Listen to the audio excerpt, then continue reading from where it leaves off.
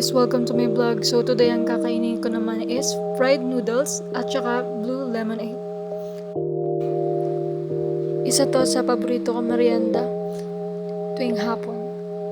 Murang-mura lang siya guys. 35 pesos yung isang fried noodles and yung lemonade naman is merong 20 to 30 pesos. Kaya sulit na sulit.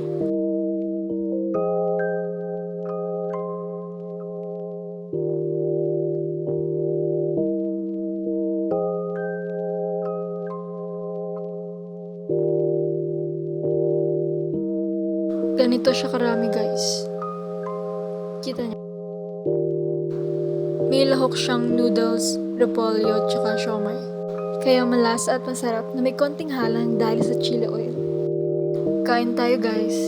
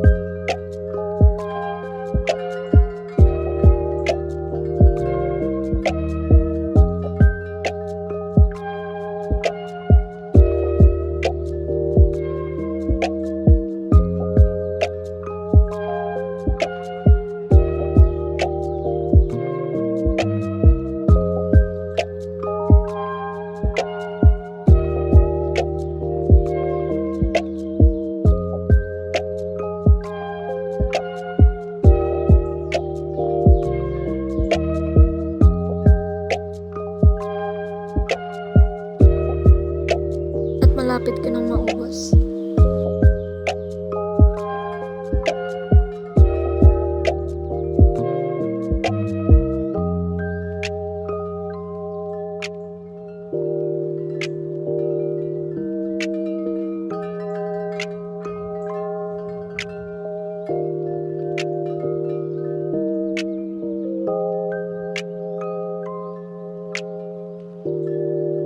Ubos ko na guys at busog na din ako.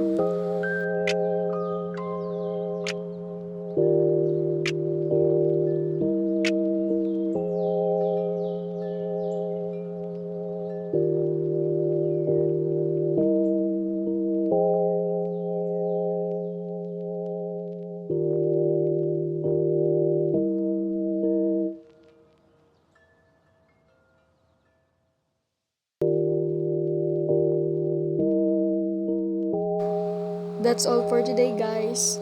Goodbye.